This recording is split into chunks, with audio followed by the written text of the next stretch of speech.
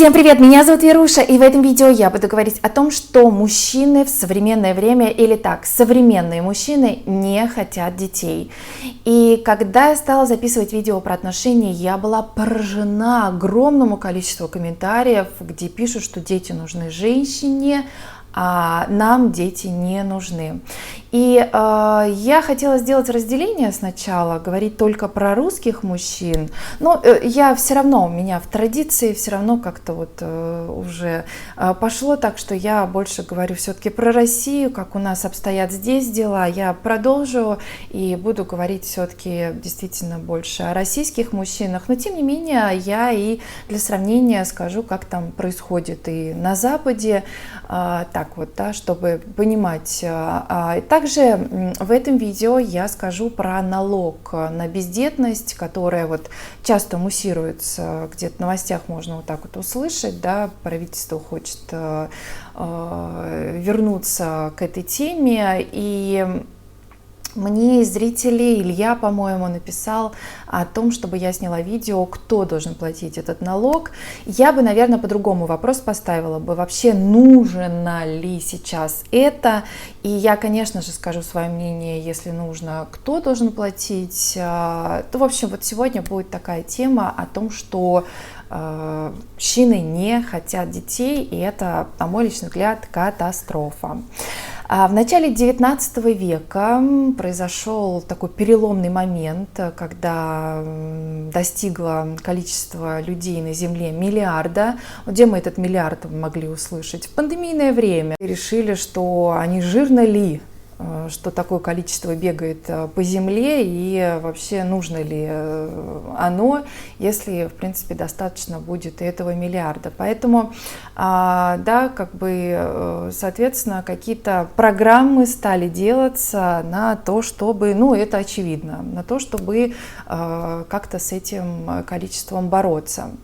И вот у нас в России было такое-то поколение бэби-бумеров, да, там были разные поколения, там потерянное поколение, поколение вот X, потом там дети 2000-х, да, там зумеры, которые, в общем-то, вот уже зациклены на себе больше и совершенно иначе, как раньше поколение, да, мыслило, какая-то идеология такая общая. Но если посмотреть вот рост, даже не рост, а изменение вообще, вот я говорю, этой идеологии, изменение вообще целей человека, вот, то есть оно очень стремительно менялось, и вот это вот поколение бэби-бумеров, которое было, оно вот именно такой вот самый пик такой рождаемости детей, когда там с демографией все было в порядке. Но важно сказать, что от этого получали дивиденды, то есть могли квартиру дать, на работе могло быть продвижение, если у тебя семья. То есть государство способствовало тому, чтобы создавались семьи. Как бы, ну, это все равно вот те поколения, они такие были, скажем так, тихие больше, то есть больше не было такого у людей такого проявления своей личности, там, то есть больше как бы работали на благо там какого-то там общественного дела, да, тихо все работали, где-то там какое-то свое мнение высказывали только дома, в кругу ограниченном между людьми. Сейчас все более, конечно, открыто, да, все более, скажем так, свободно. И я, знаете, тут вот задумалась о том, что вот вроде бы есть свобода у людей сейчас, такая, какой не было вообще никогда, мне кажется, да и не кажется. Но, тем не менее, все равно, несмотря на эту свободу, люди по-прежнему мыслят, ну, вот тоже вот это вот какое-то клиповое мышление, что ли, да, ну не могу сказать, что вот из-за этой свободы люди стали иначе, вот все прям такие индивидуальности ходят по улице, и с каждым вот пообщаешься, и он прям вот уникум.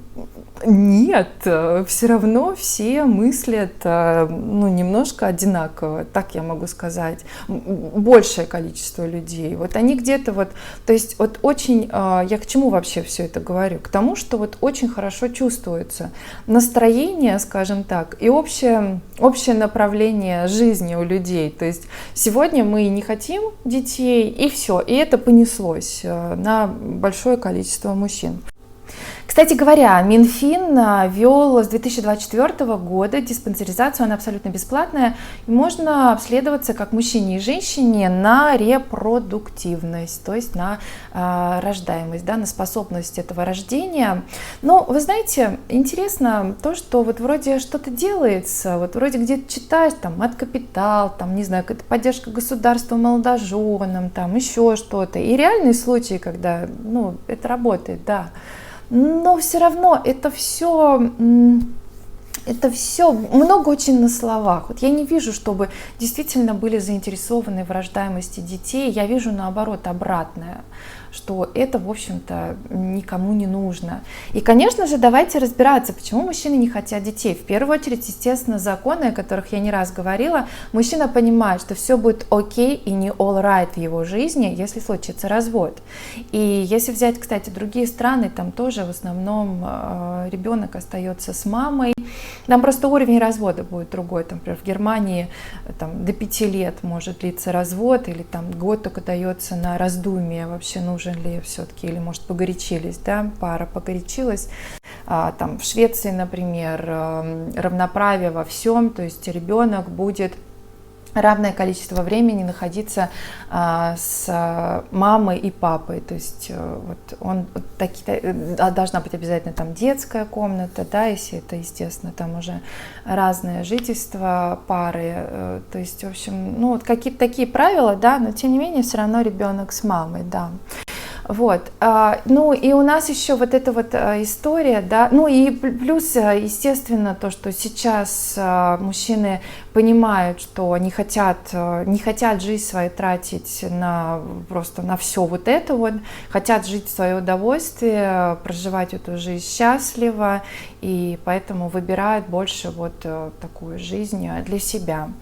И у нас еще в России есть вот эта вот тема, тоже вот мне пишут периодически, я вот тоже хотела все прокомментировать, вот как раз вставляю в это видео свое мнение по поводу вот у нас, вот если сравнивать с Западом, да, у нас вот это вот как, ну вот как там кто-то говорит, вот этот совковый менталитет еще остался, что обязательно нужно рожать до 25 лет там, и так далее, да, вот если сравнивать с Западом, там даже в голову никому не придет про тему старородящих каких-то, то есть там подготавливают какую-то финансовая стабильность должна быть, да, какое-то выстраивание карьеры, как вот, например, тоже вот в природе, да, первобытное время было, самец понимал, что рождение ребенка, если он не, ну, как бы, если он там, не знаю, не реализовался там среди других самцов, да, это ему мешало. То есть, конечно же, ребенок, он очень много, ну и времени, естественно, там, да, как бы, ну, забирает. И, в принципе, когда рождается ребенок, ты понимаешь, что все, твоя жизнь уже не будет прежней, ты должен постоянно думать об этом третьем человечке в вашей семье. И, конечно же, это несколько тормозит в развитии какое-то количество мужчин, которые хотят строить карьеру, да, вот.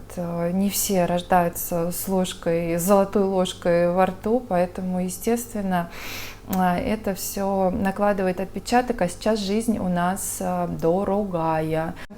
Ну и вот эта вот история, да, что ты как бы инвестируешь, мы инвестируем там, например, в учебу, мы понимаем, что потом мы с этого что получим, и мы себе представляем, что получим-то мы хорошо, а ребенок это такая, вот ты вливаешь в него деньги, но ты совершенно не знаешь, что из этого выйдет. То есть это вот мне напоминает такое, знаете, я как-то отдыхала, и там такой был блюдо такое, там подарок и вопрос такой был нарисован. И вот ты не знаешь, из чего это блюдо, мясо, рыба. Это вот такой сюрприз для тебя будет. Понравится тебе, не понравится. Вот это вот мне очень напоминает историю вот с ребенком, такая аналогия, да. То есть ты совершенно не понимаешь, мало того, что ты в него там, вливаешь деньги в семью, да, ну, объективно просто, это же дико обидно для мужчины. Он старается, он работает, он все силы кладет на то, чтобы вот там содержать семью, ребенка, а в итоге ребенок остается с мамой. Ну что это за законы такие? Это нормально разве? Вот. И ну, я не говорю, что ребенок обязательно должен только с папой остаться, но какое-то все-таки должно, какое-то вот, ну, что-то более справедливое должно быть в этом плане, да, либо, может быть, не так финансово, не знаю, чтобы мужчина был обязан там и так далее. Кстати говоря, по статистике тоже посмотрела, рождаемость самая такая в Африке, на первом месте, но тем не менее, да, есть какие-то программы, где девочкам якобы говорят о том, что нужно что-то им там принимать, а в итоге потом выясняется, что после того, что им говорили принимать, они не могут родить. Такая, в общем, невидимая такая помощь.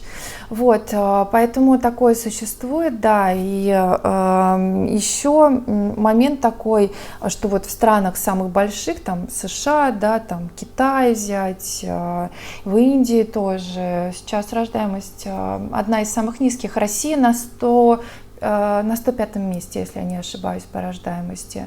То есть там какой-то 15% чего-то там, вот в России 24%, то есть Россия уже тоже вот стремится к этому 15%. Ну и в конце видео я поговорю все-таки аналогии на бездетность, да, кто должен платить, кто не должен.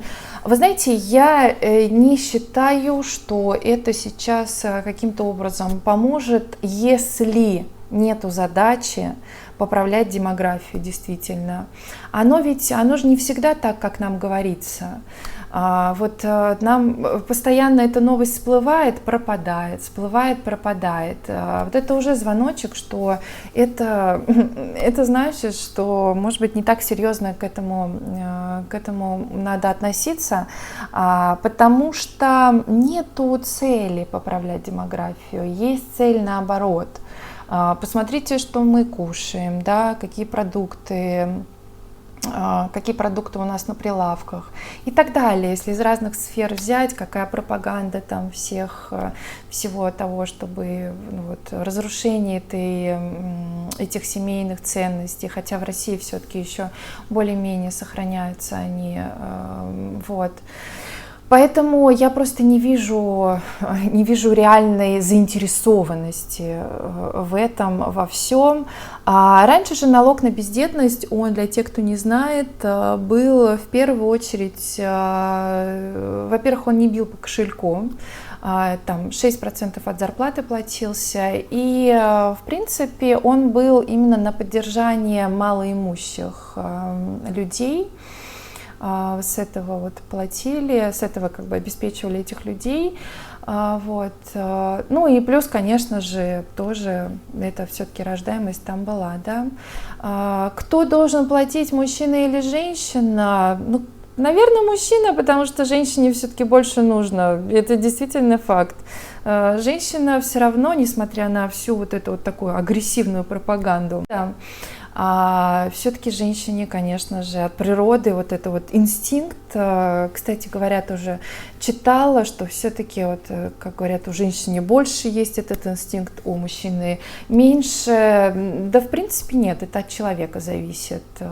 Есть и женщины, которым не хочется рожать, да, и, в общем, нет такого, что вот у женщины есть, у мужчины нету.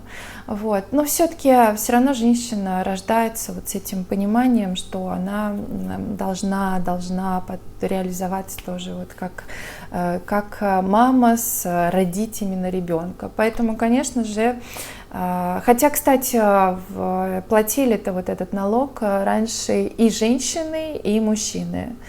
Вот. Ну, не знаю, такая спорная сейчас тема на самом деле, кто, в общем-то, должен платить. Может быть, и мужчина, и женщина должны оба платить. Может быть так, не знаю. Вы что думаете? Скажите мне, пожалуйста. Вот. В общем, такое вот видео получилось сегодня, и увидимся уже завтра в следующем моем видео. До новых встреч, пока!